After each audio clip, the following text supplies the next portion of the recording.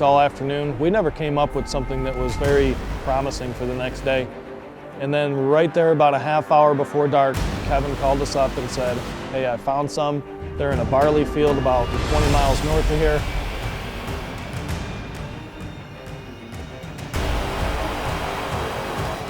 There's a lot of trash in there to cover everything up with, and it's gonna be like we're not even here.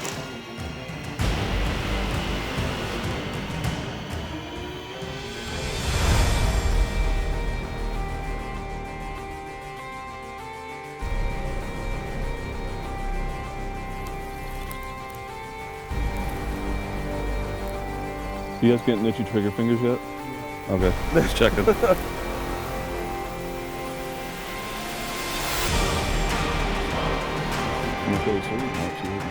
Well, a swathed barley field's kind of a dream scenario. There's a ton of food in the field, and all that food provides a huge amount of cover that makes it easy to hide.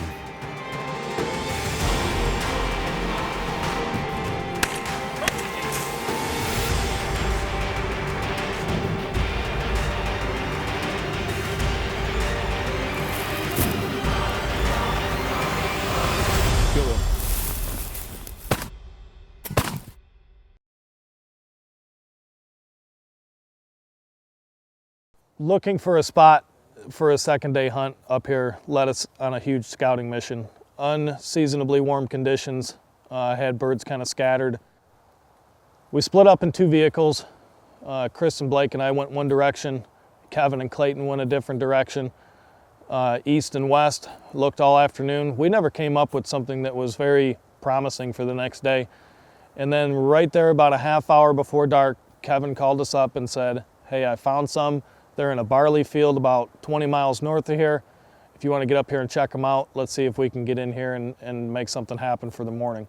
So we headed up there, and when we got there, there was probably 1,500 to 2,000 ducks in the field, down in some bottoms in the field between some rolling hills. It was hard to see them, but we knew they were there.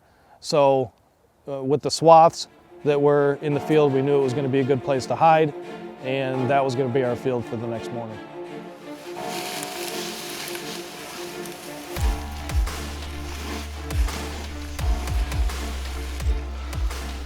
There's a lot of trash in there to cover everything up with, and it's gonna be like we're not even here. Yeah, it's just gonna make for an excellent hide.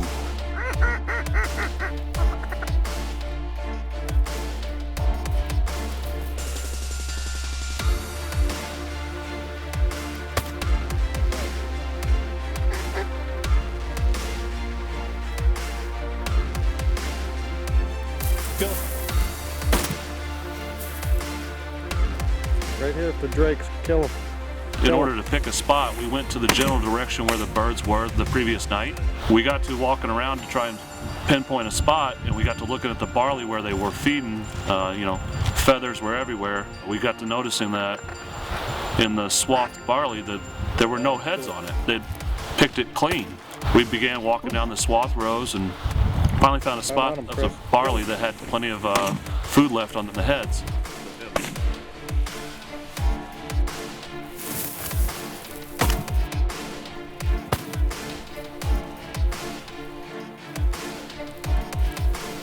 Pull the trigger on that? Nope, I didn't go. I was going to, I seen him crumple. Once we got out into this field and got a layout of what it was going to be, we realized that there was 3 or 4 larger ponds that are out in the middle of this field, sloughs that we didn't see from the road the night before. The first birds of the morning were very indecisive birds. You have the bodies of water in the field that you're hunting, so typically that's where they want to go first before they go out to feed. But as they come into the field, there they see us out in the middle with this decoy spread. They didn't know, do they want to come to the spread? Do they want to go to water? What are they going to do? And it was difficult to get them in there at first light when you typically would have your best shoot, because these ducks are indecisive as to whether they want to go to those ponds or whether they want to come to you and feed. This week's featured product on Fowled Reality is the Run and Gunner blind from Hardcore Decoys. This is a really economical way to hide yourself in a field. The reason we love it so much is it is so low profile. This gives you the ability to hunt in those bean stubble fields, wheat stubble fields. This week we're in a barley stubble field. The other day we were hunting pea stubble. So you want to get real low down to the ground. When you're hunting out of one of those frame blinds, it puts your profile up a little bit higher and it gives you some lines and some shadows. So what we're doing is using these run and gunner blinds, and they're working out really well for us because you can get it right down to the ground. I mean, this thing is pretty much sitting right down on the ground the way it is. And the only thing in there is your legs when you're done. You've got stubble straps all the way across the top blanket of it, and you've got stubble straps all the way down the side and the back of it. So you can stubble it exactly how you want it. It does not take very long to set up at all. One of the key features about this blind is its ability to completely cover the face of the hunter. You've got a wire that's wrapped in this mesh here. And when you get inside this blind, you hide your face and this wire can wrap around and you can hold it pretty much wherever you want. It eliminates that glare on your face when you're hunting into the sun. It'll fold up into about a third of its size and also doubles as a decoy bag. So the run and gunner blind from Hardcore Decoys is an excellent option for you for hunting in low stubble, getting your decoys out there in the field. It's very economical and it's one of the most low profile blinds on the market.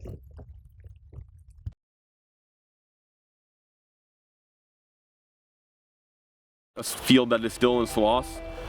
We will hunt it basically exactly the way we did that day. If you look at them when the ducks are feeding on the swaths, it's exactly how they look. They are on top of that swath, they are on the food source. There's one or two running in between each swath. So to set the ducks up as in a U pattern or in some type of different pattern, that's not a natural look for those ducks. They know something's not exactly right there. Where if you set them up on the swath, that's exactly what those ducks will do. They'll come pile right into that swath.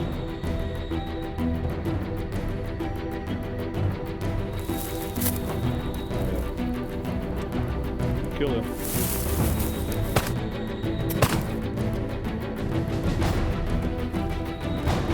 Kill him.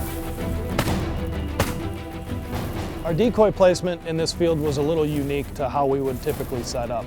You still wanted to use the wind to your favor. You still wanted to have the hole in front of the blinds there, but we set the decoys out just as if we were to imagine the birds would feed in a situation like this. When you have rows of food rather than a flat ground of food that is scattered, basically our decoy spread from the air would probably look almost like it's striped. We set the decoys on the edges of the barley swaths, we set them in the middle of the barley swaths, and in between just a decoy here and there.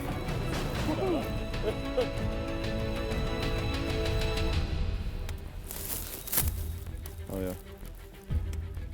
Kill him. Nice, Crumple. That will look pretty on that camera.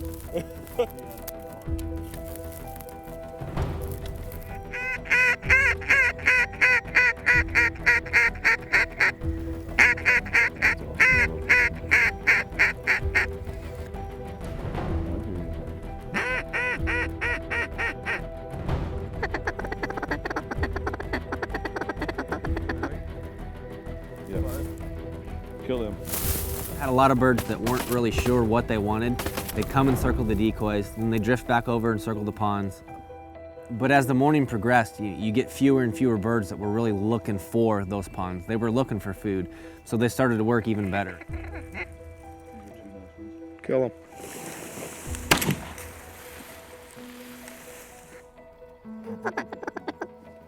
Do these three, we should. Yeah. Kill him.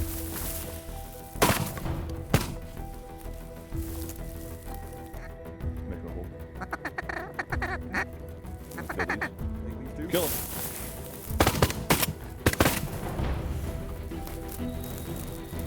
I shot over him because he dropped when I pulled.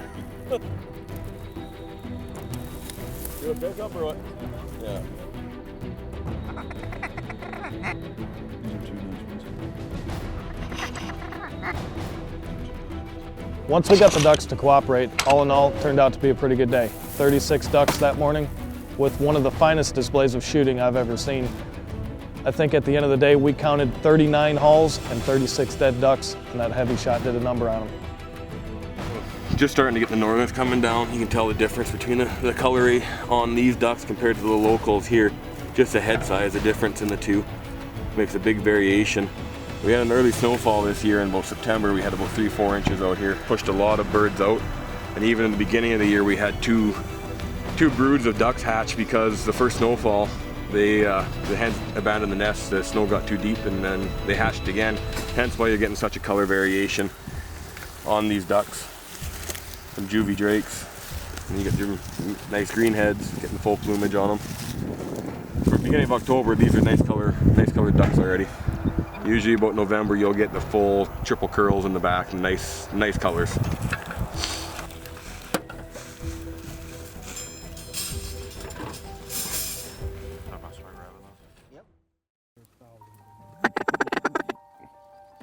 Boom. Oh, them three would just crumple. She just got hit by Mojo. Filming me. And who's filming us? Chris is slacking on the job. Grab my camera. Grab the other camera. We're just sitting here and film one another.